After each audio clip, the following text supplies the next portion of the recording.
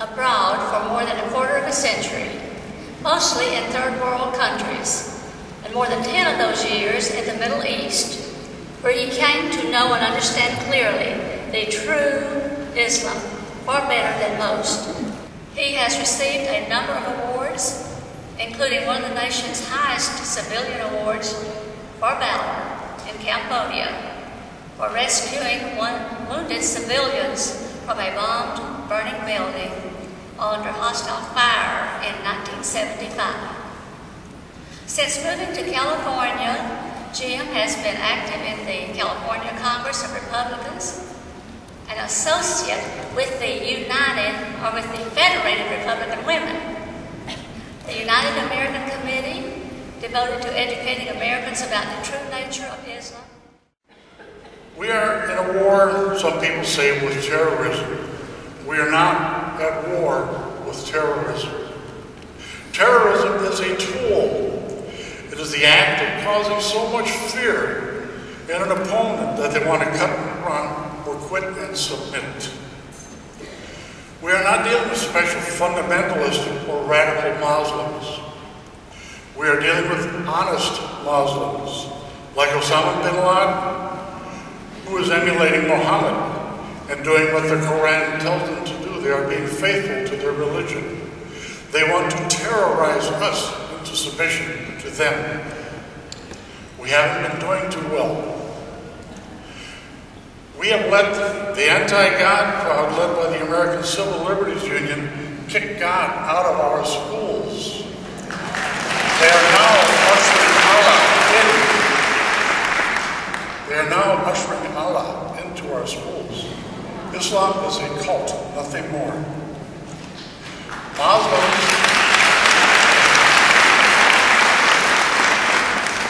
Muslims are working hard to make us submit. The Arabic word for submission is Islam. They want us to become Muslims or to accept dhimmitud. Dhimmitud is another Arabic word for being inferior, for being a second-class citizen. They want us to be dhimmis.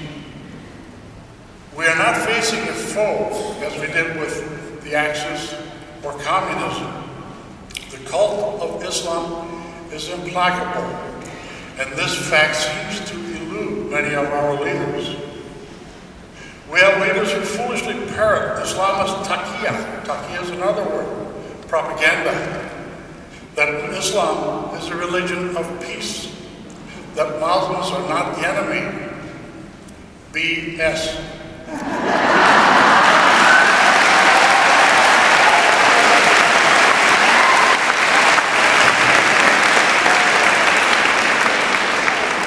Anyone who believes otherwise is incredibly ignorant or a simple-minded fool. Islam's assault is smart, and many of our leaders can't get a handle on this. They seem to be befuddled. Militarily, they are shooting at us, they're blowing us up, they're cutting our throats. They have no military identifiable command and control structure, so our generals are befuddled. They don't know where to go blow something up. Islam's goal is to weaken us. They are succeeding. Our finest are dying every day. We are not doing very well in Afghanistan, Iraq, Iran, Indonesia, the Philippines, Sudan, Somalia, or any place else where they are active. When they get into trouble with us, we get tough on them, like Fallujah, they hunker down to fool us while they regroup, get ready to reattack. They have blown up embassies, killed a close friend of mine, Ken Haas, in Beirut. They've blown up embassies, the USS Cole, the Khobar Towers in Saudi Arabia, the Marine barracks in Beirut. They've taken hostages in Tehran. And they did 9/11. Why are they doing this? Who are we that we should deserve such wonderful attention? We are the linchpin of civilization, of what is basically good, decent, and civilized. The Muslims know that when and if the United States fails, so will go the rest of civilization. The atomic bomb The atomic bomb terrorized the Japanese into quitting. We bombed the Nazis into submission. We did not use an A-bomb in Korea. We fought a limited objective, and we were beaten back to the DMZ where it began. We didn't use our force. We used limited force in Vietnam, and we were handed our own butts.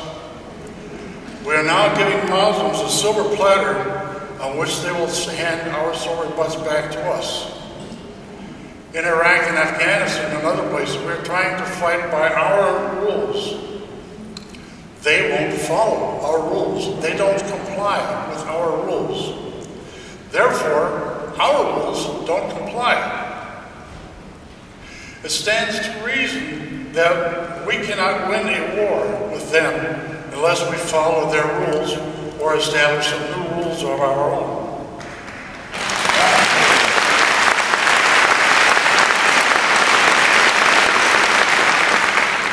Economically, they control our energy, oil. They charge us billions, the price goes up every day, and we pay, and we pay, and we pay. Our dollars buy every bullet, every grenade, every rocket, every landmine, politically correctly called an IED, that kills an American. They're using Yankee dollars to kill Yankee soldiers. They invest in us.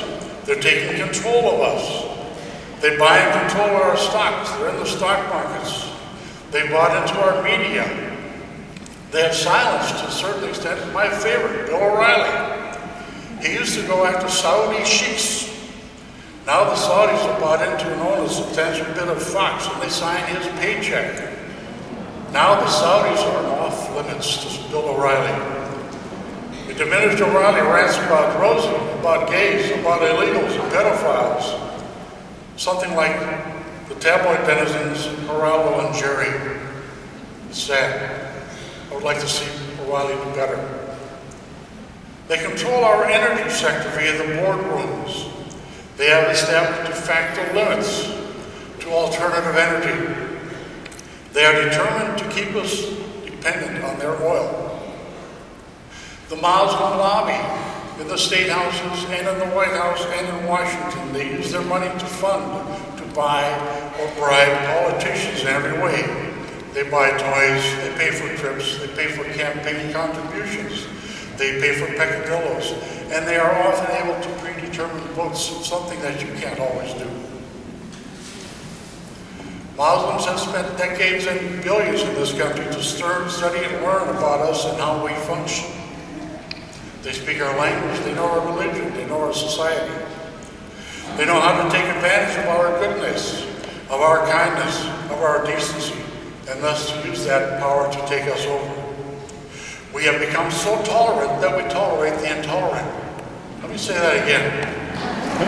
We have become so tolerant that we tolerate those who are intolerant.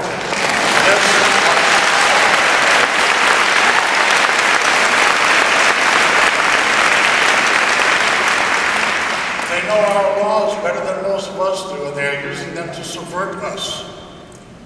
They have thousands of bankers and lawyers increasingly in control of our everyday life. They have infiltrated our government